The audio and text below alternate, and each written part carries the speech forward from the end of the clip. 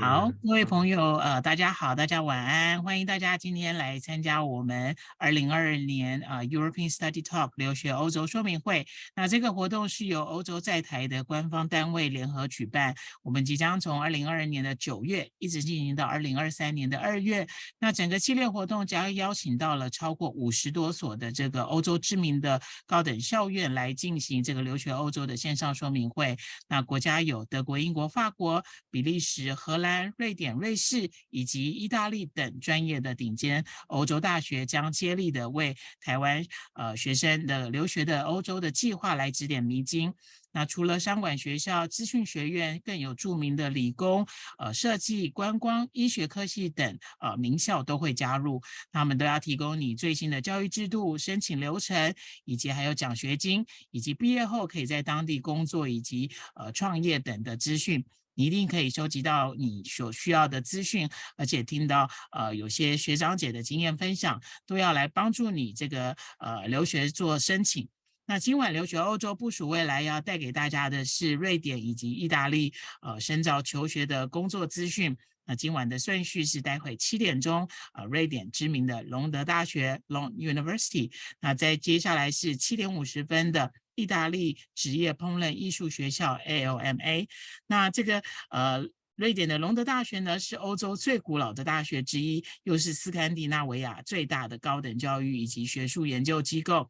那这所名列世界100大的这个公立学校，以及被公认世界领先的这个意大利美食专业中心的 ALMA，待会欧洲大学的申请指南都可以让学校代表来帮你及时的解惑，以及告诉你如何加强你的专业以及创造你的人脉，还有当然要了解我们国际学生的留学以及职涯之路。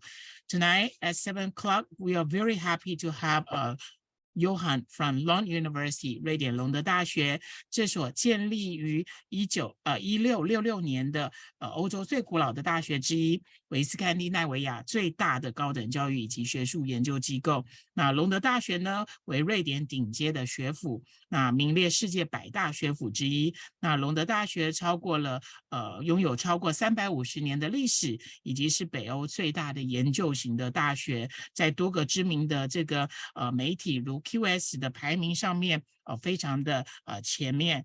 那也是世界著名的大学之一，在国际上享有盛誉。那隆德大学主要的科系学院有神学院，以及还有法学、人文科学，以及社会科学、工程、医学、经济管理，以及还有艺术跟航太科学等学院。那现在的职员超过了将近7000人，以及学生将近有5万人之多。那它是一所非常属于欧洲研究型的这个大学联盟的成员。那这个学校在各项的学术研究上享有这个国际盛誉，那特别在推动产学合作上更是不遗余力。那许多的重要研究发明，像是利乐包，以及还有尼可戒烟口嚼定，这个都是我找到的，我觉得好神奇，等都是这个从这个学校的师生研发出来的成果。那特别值得一提的是，该校的教授受聘于这个学校之间呢，各项的研究技术跟智慧财产权都属于个人所有，所以与国内很多我们台湾的，甚至还有世界大的这个大学院校有一点不太一样。所以如果你到这个学校来就读的话，你一定可以体验到非常非常多的经验。那我们就待会来听这个瑞典隆德大学如何帮助你部署你的未来，如何准备强化你的专业跟人脉，当然还听听他们学校可以来怎么样协助我们国际学生这个留学之路。那待会请大家务必在我们讲座进行当中，请将你的问题打在我们 Q&A 的栏位当中，那中英文都可以，我们等到最后可以请学校代表直接来帮我们做立即的解答。好，那待会7点50分，由意大利的职业烹饪艺术学校 ALMA 会来为我们讲解，所以有兴趣的同学也请你务必要停留到最后，好吗？好，那 now let's welcome Johan from Lund University 瑞典隆德大学。Over to you, Johan. Thanks. All right. Thank you very much for that introduction. It's very interesting. 晚上好, everyone. Hello, everyone. My name is Johan Gunnarsson. I work at Lund University in Sweden. And I am here today to give you a basic kind of introduction to our university and tell you a bit about what you can study and learn and what life is like as a student, as an international student in Sweden at Lund University. And I would also like to welcome you to ask questions, I guess using the Q&A. But first, I'm going to start with a presentation, actually, a PPT. So this PPT maybe lasts around 15, 20 minutes, something like that. So we will still have opportunities to ask questions after the PPT has concluded, because I cannot see the questions while I'm doing the presentation. So now first I'm going to share my screen. Hopefully everything works okay. Yes, here we go. Please let me know, organizers, if you can't see my screen. Fine. Oh, yes. You can see my screen. All right, great. So Lund University,隆德大学 in Chinese.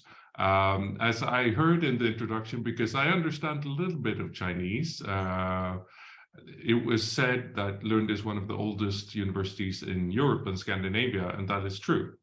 So I'm just going to share some basic facts about our school. So yes, we were established in 1666, so a bit more than 350 years old.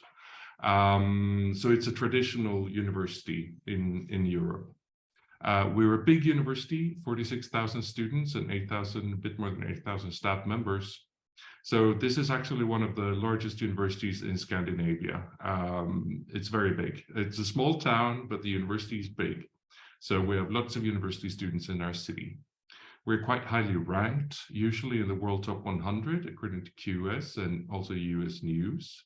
And we were recently voted as the 49th most international university in the world by Times Higher Education. And for me, this is even more important than being top 100, in the world universities, because we really want to be and strive to be very much an international university where people from all over the world can feel welcome, basically.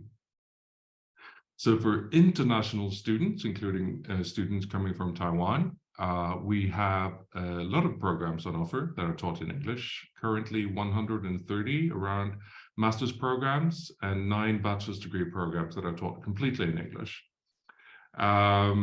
We are a public university. We're comprehensive. We have lots of different subject areas: engineering, science, law, business, medicine, humanities, fine and performing arts, social science, etc. And we're also research intensive. So that means that we have a lot of research students, PhD students, and obviously active researchers as well, who are teachers in our programs. So 46,000 students. The location of Lund University is a bit special, because maybe you have heard of Stockholm before, maybe you know Sweden, but most people have just heard of Stockholm, perhaps, which is the capital of Sweden. But we are not located in Stockholm. Lund is a university town that is located in the very south of Sweden, almost as far south as you can travel. So the closest capital city is actually Copenhagen in Denmark. So if you decide to join us here in Lund as a student, you will most likely fly from Taiwan and eventually land in Copenhagen International Airport. And from Copenhagen Airport to Lund, it takes around 35 or so minutes by train. So the city, as I said, is quite small. Don't worry, it's a proper city with all kinds of services and stores and everything that you will need. But the city is quite small, 125,000 people, but you can imagine with 46,000 students, it's really a true university town. I think almost all people between the ages of, say, 18 and 25, even up to 30 in our city are university students. So you can expect to meet a lot of other young people here. The location also means, I guess, 2 things. First of all, we're close to continental Europe. So it's very easy and convenient to travel in Europe if you have some free time. And second, in terms of climate, it's much warmer than most other places in Sweden. And we were just discussing this before the presentation here, where I said well, we don't typically get snow in the south of Sweden because it's too warm these days. So unfortunately, if you enjoy winter sports like skiing or skating, ice skating, then you would have to go someplace else. You would have to travel someplace else. But anyway, so you don't have to worry about being too cold in the winter because it simply isn't. So we have a couple of different campuses actually at Lund University, but the main campus is in the city of Lund, which is an historic town and a historic university town. But there are two small campuses, one in the city of Malmö and one in the city of Helsingborg, which are kind of neighboring cities. So it's not too far from Lund. But I would say that more than 90% of our degree programs are offered in Lund, in the city of Lund. So as I said, we were the 49th most international university in the world, according to Times Higher Education recent ranking. And what that means in terms of numbers is that around 27% of all our students are international. So they're non-Swedish. If you take a master's degree program, around half of the students, 44%, are non-Swedish, so they're international. And they do truly come from all over the world. It's not just Asia or Europe or North America. You can expect to have classmates coming from every continent in the world. Of course, there are many Europeans here because they like to come to university. That is quite well known in Europe, of course.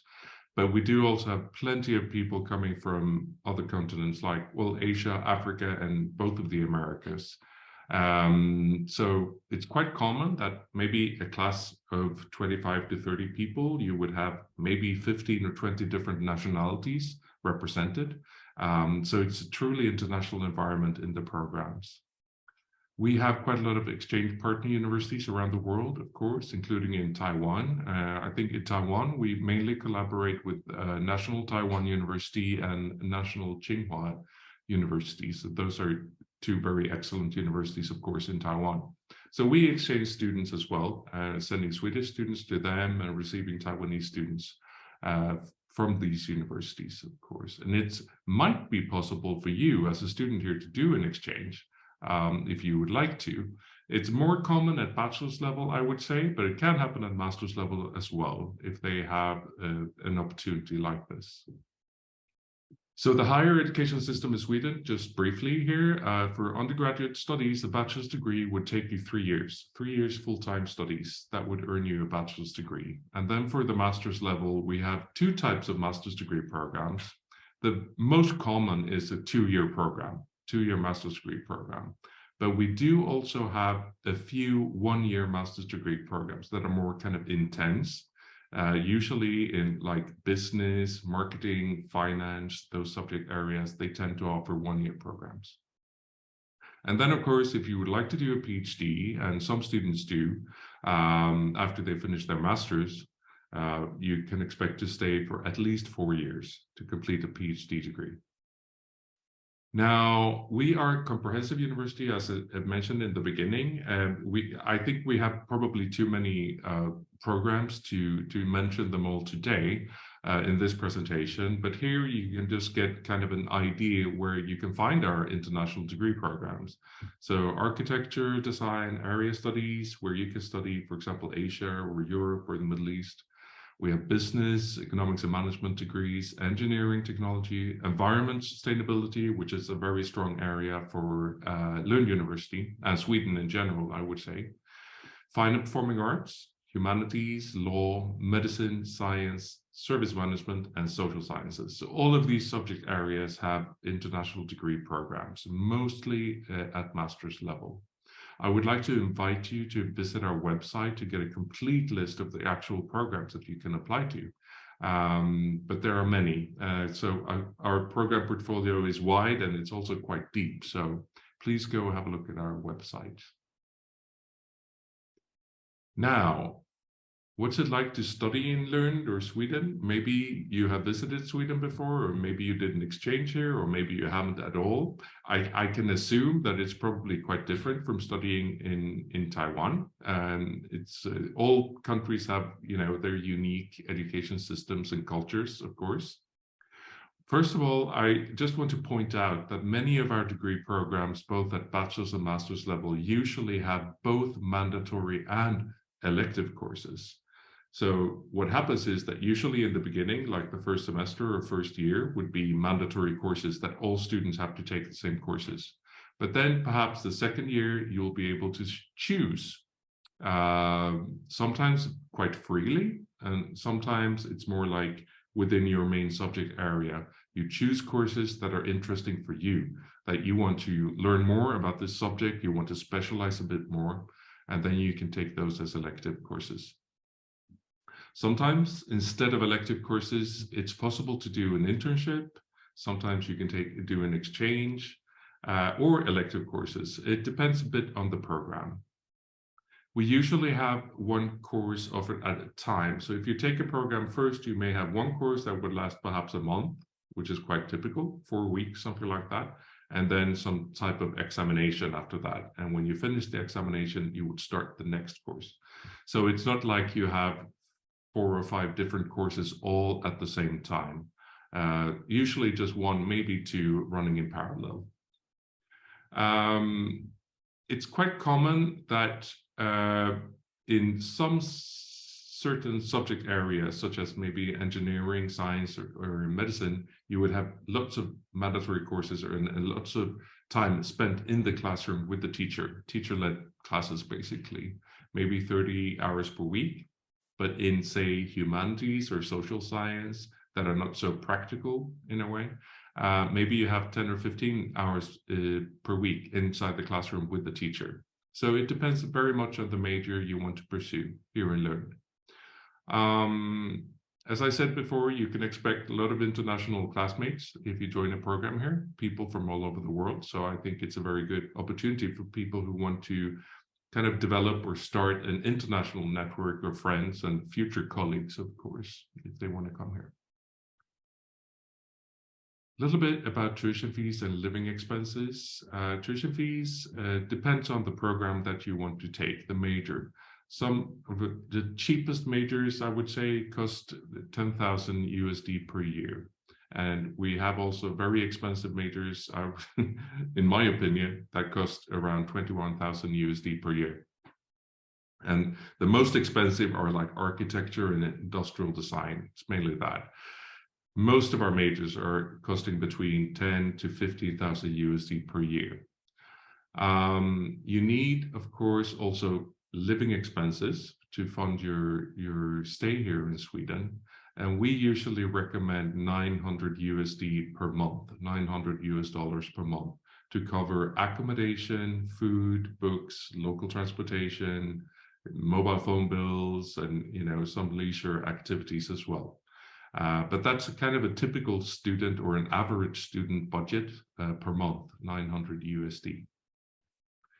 I would say Sweden is probably cheaper than most people assume. It's not as expensive as, for example, Denmark or Norway or even Finland.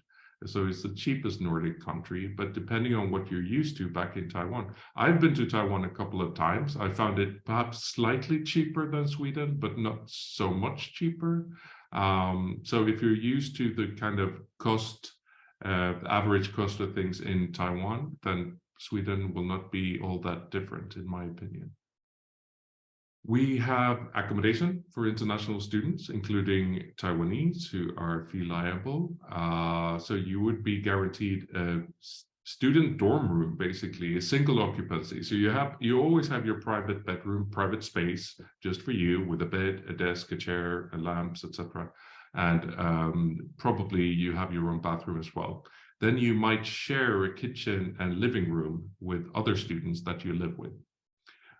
These are called kind of corridor rooms, is the phrase that we use. And they are located all over the city, around town.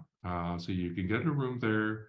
It's guaranteed, so you don't have to look for housing by yourself before you come here. Of course, after you come here, maybe you want to switch, you want to find something on your own, and that's totally fine. You're allowed to do so. But please take the offer of a guaranteed dorm room when you first arrive, because it feels much safer to do so, unless you're very familiar with Lund and Sweden before you arrive.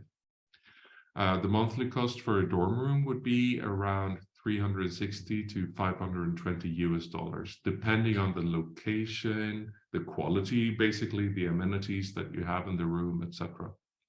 So that is more or less what you can look at spending for accommodation. Also, I want to just quickly mention that all our international degree students are covered by an insurance automatically. So you don't have to obtain or purchase extra insurance in order to be able to come to Sweden. You will get that provided by the university. Now, in relation to costs, of course, we have a scholarship program available for international students, including students coming from Taiwan. It's called the Lund University Global Scholarship Program, and that is a program that can help you with the tuition fee. So depending on how much you need and how much you ask for, basically, when you make your scholarship application, it can cover 25, 50, 75, or even the whole tuition fee if you successfully get this scholarship.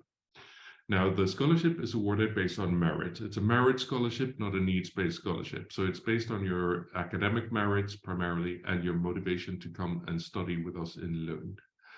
We award around 1.5 to 2 million US dollars per year for new students.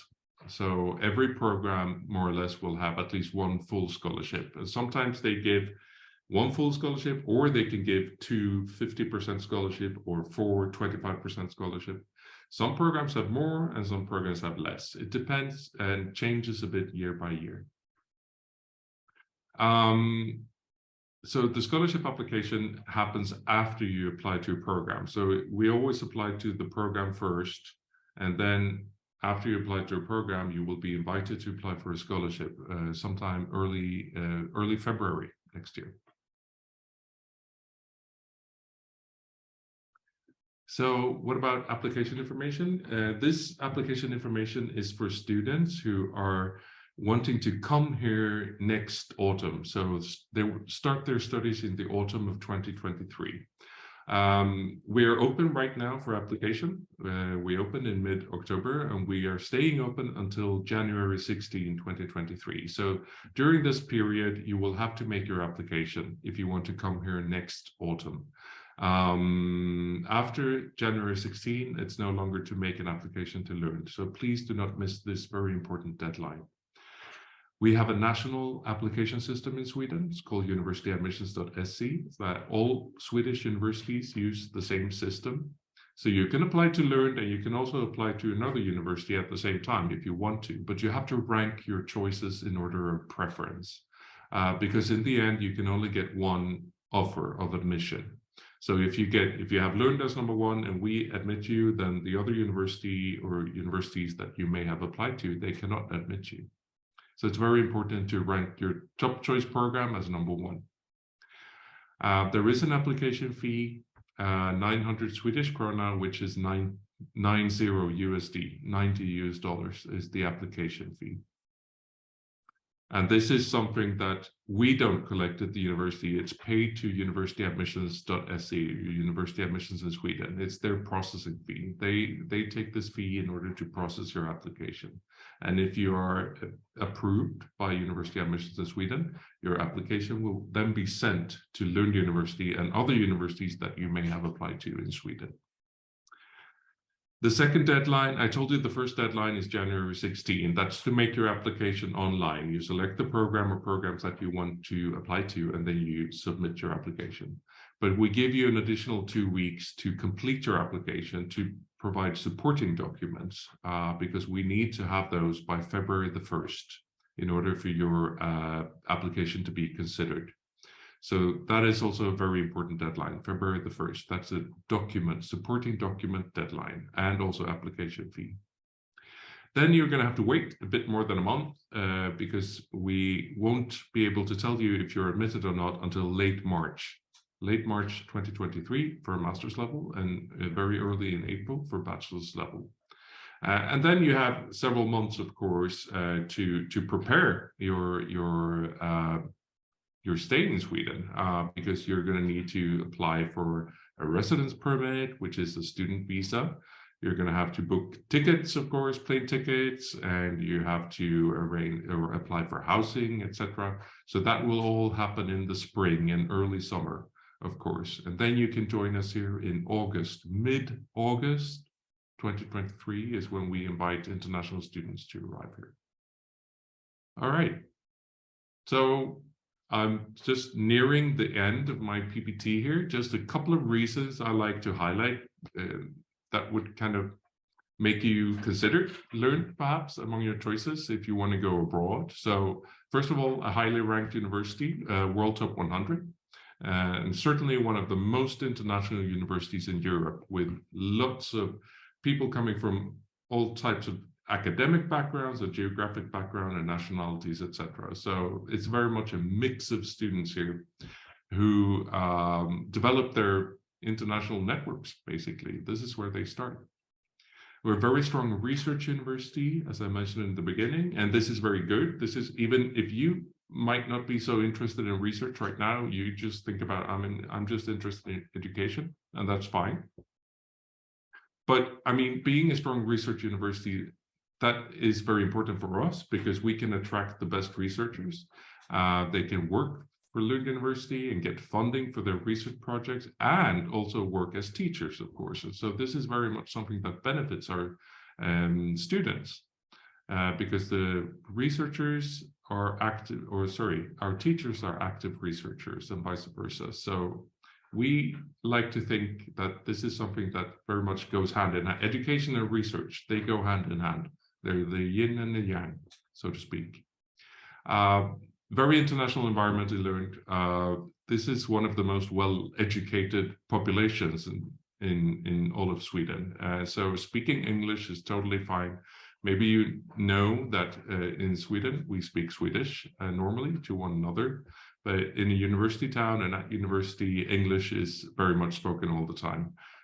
So you don't have to worry about learning the local language unless you really, really want to. Then, of course, you can do so. But speaking English is totally fine when you stay here at Lund University. And also, of course, as I mentioned previously, Lund is a real European university town, as you can imagine, with lots of old buildings and lots of history and a tradition of education and research going back several hundred years. It's also very convenient, as I said previously, if you want to experience or travel in Europe during your free time. As you know, Europe is a pretty small continent. You can easily hop on a plane at Copenhagen Airport and you go to London, 1.5 hours, Berlin, less than an hour away, etc. So it's very easy and quite cheap if you're flexible to travel around Europe. All right, that's it for my presentation. I'm going to leave just some information. I'm going to share this presentation with the organizer after this event so you can get it. Some important means of or ways to contact us. Of course, our website is the main source of information for students who want to learn more about Lund University and what we offer international students. Program details, information about, health, student activities, any type of, everything basically. It's a rich source of information. So please use lunduniversity.lu.se, the website, to find information. Then, of course, we are present on social media as well. Most commonly Instagram, Facebook, and YouTube. So if you go there, instagram.com/Lund University, same with Facebook and YouTube. You can find lots of pretty pictures and interesting videos from Lund University. It is possible to chat with our current international students if you want to. If you go to this link that I have pasted here in the PPT, you can chat with our current international students who are studying full degrees. So they are in our master's degree programs, and they come from all over the world, and they are a great bunch of people. So if you have a question about a certain program, or if you want to speak with someone from a certain country, you can do so. And of course, finally, if you want to discuss more kind of your personal situation, you need more personal information and application advice, that is just for you, you're welcome to contact me. using this email address that I pasted here in the PPT, johan.gunnarsson@er.lu.se. That email will arrive in my inbox, and I would be happy to answer your questions via email. I work with students coming from mostly East Asian countries, so mainland China, Taiwan, South Korea, Japan, Indonesia, Thailand, Vietnam, etc.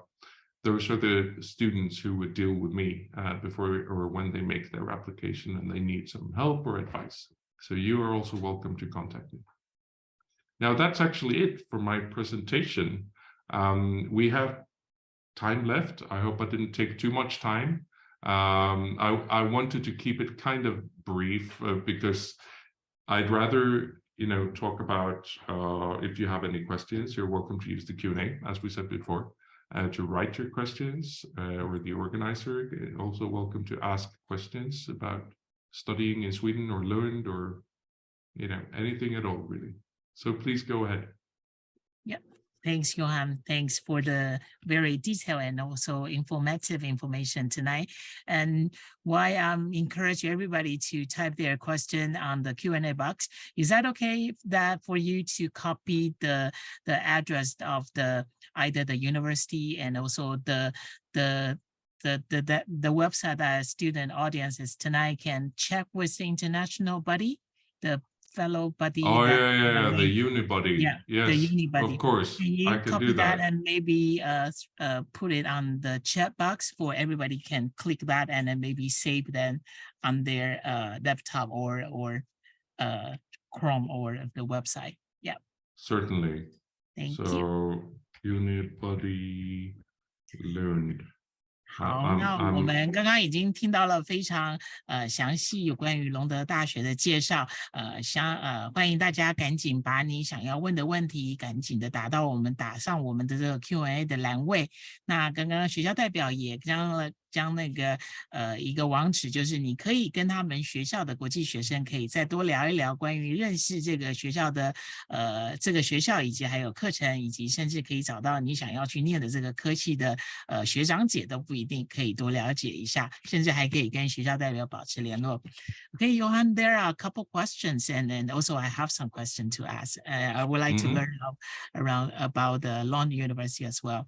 One of the question is asking from the audience, and he study or she study business in undergraduate, I guess, and she would like to study engineering. Can she or he apply the Lund University, and how? Are there any limitation or requirement for her, like or him transfer or change the subject?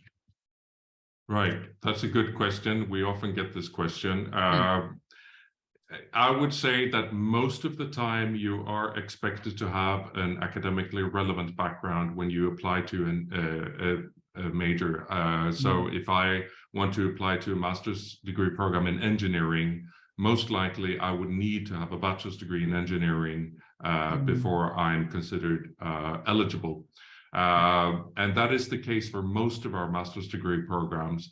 However, we do have maybe around 10 programs or so that are open to all students, basically, at the master's level. So I would go check our website, see if you can find an interesting program that you find, oh, this program is very interesting. And then you check the entry requirements carefully just to make sure that you are able to fulfill the requirements, because changing a major completely is not that common in Sweden in general.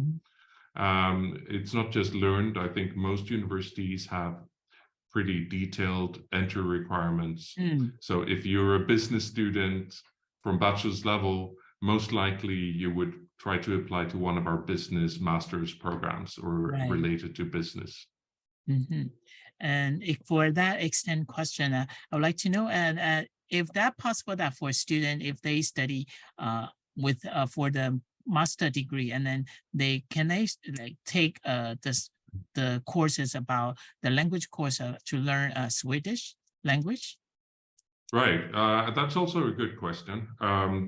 Actually, if you're staying here for more than a year, so if you take a 2-year master program or a 3-year bachelor program, or even a PhD, 4 years, you are able to get completely free of charge Swedish language classes that are provided by the city where you live. It's not provided by our university, it's provided by the city. The city government arranged these classes. So they're completely free of charge. So you can study a master's or a bachelor's or a PhD. And also in your free time, you can study Swedish language.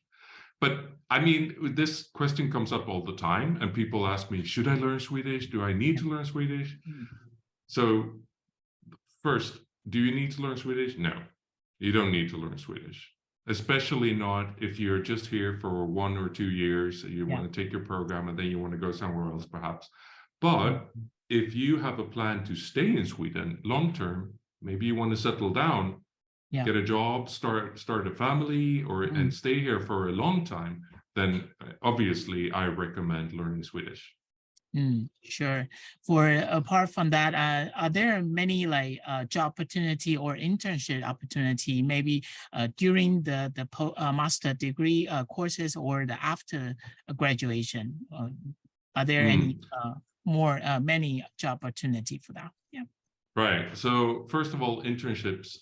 Some of our master's degree programs will have an internship opportunity, usually in the second year. So like 1 semester. They would say you can have an internship, or you can do elective courses, or you can go on exchange perhaps. It's usually up to the students themselves to find this internship though.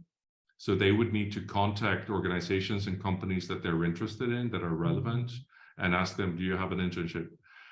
Of course, we can provide helpful advice. Like we can say, oh, last year we had 2 students who went to that company and this company, etc. But we cannot, guarantee an internship before the student arrives here or anything like that. So it's still kind of up to the student themselves to find the opportunity. Sure. But it's usually possible. Now, after the studies have finished, so you graduate, I have a master's degree, that's fine. Then it's possible to get a job-seeking visa for Sweden. So you can stay for 1 year after you finish your program, 12 months. You can stay in Sweden and look for a job. You can look for a job in Sweden, you can look for a job in Denmark or Germany or the Netherlands, whatever, because you have to look around. But 1 year you can stay. And then if you do get a job, of course, you would change your permit to a work permit, basically. So you can stay for the duration of the time you're working. Right. But we often get the question, is it easy to get a job? Can I get a job? Will I get a job? And this is a difficult question to answer because there are so many individual circumstances. First of all, what type of degree are you taking? Is it a degree that's, that companies want? And organizations in Sweden, do they want people with this degree? Is it in demand?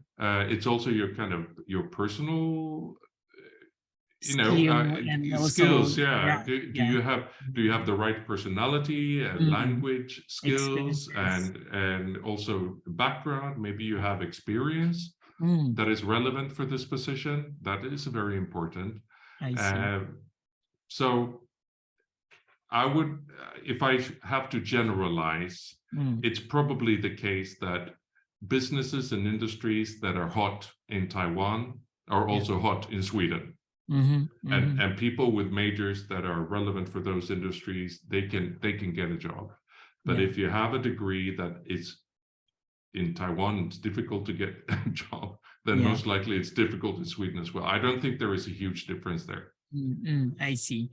So apart from that, since Lund University is a very research-wise university, are there like many student or international student after graduate, they might start up a business in Sweden, and the university will be helpful or assistant then?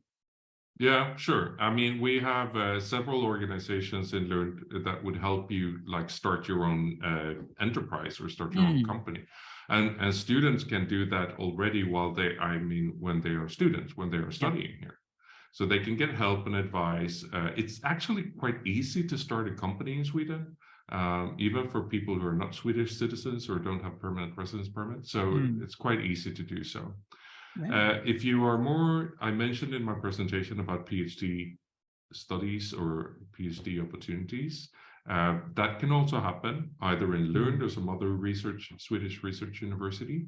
I think it's probably most common in like engineering and science, maybe medicine. Those would be, it's the same all over the world, really, because those are the most well-funded areas of the university. So they have more opportunities for PhD students. Oh, great. So, but great. Sounds very, very likely, very nice. And question from the student, is there any the time frame for a master dissertation, and also will the professor or teacher will be helpful or in any way helping the student? And also master program, is there oral interview is there and required for the program? Okay, so the last question first with the interview, that almost never happens. Okay. For 99% of our programs do not conduct interviews, but there are a couple of programs that do. And if they do, they will say so in the program information that before you make your application, you read about the program and you say students are selected based on their academic skills and interview, blah, blah, blah. But most of the time it doesn't happen. So most students never have an interview before they join a program. Well, just the dissertation, right? Okay, so yeah, dissertation or the thesis, as we say, for if you're studying at bachelor's and master's level, you will write a thesis at the end of the program. And usually it's the last semester in the program. So almost a full semester you would spend writing your thesis, and you will have a supervisor. So some type of teacher or researcher at your department will be your supervisor and will, of course, help you or guide you. This is what you should do. This is what you need to think about. And they will give you, give you critique, basically, because they're, oh, no, this is not good enough. You have to do like this or that. You have a, So there will be a supervisor.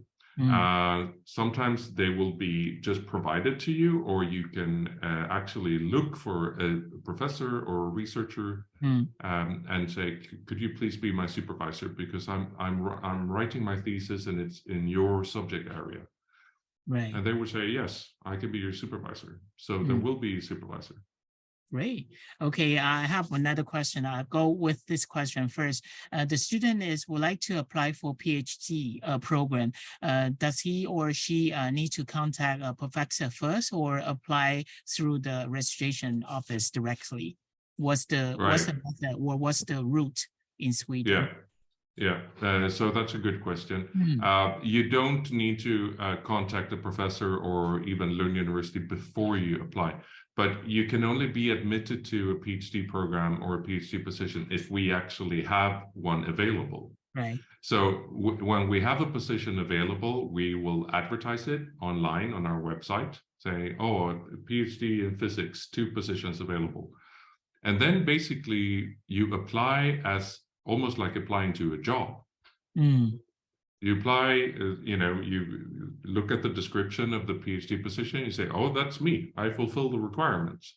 So you make an application like you apply to a job. And if you successfully get this position, it will be a salaried position. So people earn a salary every month while they're doing their PhD work. So does the student apply through the website, the application website that you provide? No, not that. The application website I mentioned earlier is just for bachelor's and master's.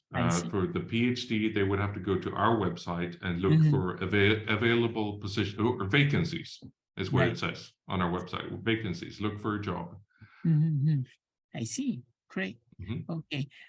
One question is about culture. I found this is very interesting, because sometimes we heard Sweden, the culture wise, and then people are try to not to talk to each other, like at the beginning, not to say hi. So the student is asking how to be friends with Swedish, and what are the special Swedish value that student needs to be aware of.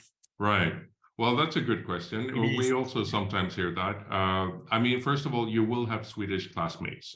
So almost all the programs that we have will have some Swedish students in them. Then, of course, I think the most important thing is to be socially active. So we have student social clubs, lots of them. I guess there are more than 12, 13 different student clubs in Lund alone that you can join, and we want international students to join. But those are very popular for local students, Swedish students as well. And many of them are very happy to meet with international students and help them. Sometimes there can also be a situation where language exchange can take place because students can study Chinese here in Lund. So they would love to meet with people who speak Chinese as a native language, of course. So that can also happen. Yes, it's true that sometimes Swedish people are a bit shy, maybe, and they're not going to take the first step in the beginning, but once you get to know them, or once they get to know you, it's much easier. They will warm up. But it's not like you would approach someone just in the street or on the bus or something like that and strike up a conversation. It doesn't really happen here that often. Great. Yeah, sounds interesting. And the student is asking, is industrial design industry is very popular or hot in industry in Sweden, or do you have any design on do you have any on the industry trends or job opportunity trend in Sweden? Well, as far as I know, it is a popular program, and the students they're well placed to get employment afterwards, both in Sweden and abroad. We don't have so many industrial design programs in Sweden. I think it's just maybe 2, possibly 3 different schools that offer industrial design. So Lund is one of the kind of most popular places to study industrial design in Sweden. So yeah, I mean, I've been there, I've seen their school, and it's a great place because it's like a playground for adults. They have so many nice facilities and all the materials that you can use and the experimentation that's going on there. I would definitely look into it. It's a popular choice for international students. Yeah, and do you think the IKEA is a very, very popular industry in Sweden? Because that's, we can see in Taiwan everywhere, almost like everybody at home, we have something, the furniture from there. Yeah, I mean, we do too in Sweden, obviously. And it's actually quite interesting that you mention IKEA, because they actually gave us the money to start the School of Industrial Design in Lund. So that was money donated by the IKEA founder, Ingvar Kamprad. So the School of Industrial Design has his name, the founder of IKEA. And also IKEA, their headquarters is here in southern Sweden. So I guess many students want to work for IKEA. But I don't know if they employ like designers full-time, or if it's more like a freelance. You do some work for them and then you do some work for another company. I'm not so sure about that, but yes, we do have them here. Okay, I guess one last question for tonight. Is the scholarship easy to apply with Lund University? Easy is a stretch. I wouldn't say easy, perhaps. It's just that you have to make a very strong program application, because if I can just explain, we use the scholarship, the university, we use the scholarship as a way to get the best students we possibly can. And if you make a strong program application, the program will think, we want that person, we really want that person to join us. Then, of course, they would like to offer you a scholarship, right? So, of course, it's competitive, because all fee-liable students want to get a scholarship and they apply for it. Not all of them can get it. But focus on making a strong program application and make sure they will want you. That's my advice. Great. Thanks for Johan's advice and also information for tonight. I guess our section should finish soon. So do you have anything to add or any to say? Well, no, just, I want to wish you the best of luck. Thank you for listening patiently to my explanation and information that I provided earlier. And I hope it was helpful in some way or made you curious about finding information on your own. So thank you for having me here today. I hope to be able to go to Taiwan next year. So please make a physical event. We will. We try. We are working on it. We hope to see you next year in person. Yeah. Yes. Thanks again to Johan awesome. for your information tonight, and we hope to see you soon again. Thank you. Thank you. Thank you for hosting me. Bye bye. Bye for now. 好，那我们今天晚上这一场瑞典隆德大学的说明会就到这里结束。刚刚没有回答到同学的问题，您either可以是上学校的网站来查询资料，或者是您可以将你的问题再寄给我一次，因为您可能是用无名氏，所以我没有办法将学校的回答到时候 email 给你，或者是你再写信到我们的或者是留言给我们一下也可以。好，那我们下一场的说明会也要即将开始喽。大家要不要稍作30秒的休息？我们马上回来。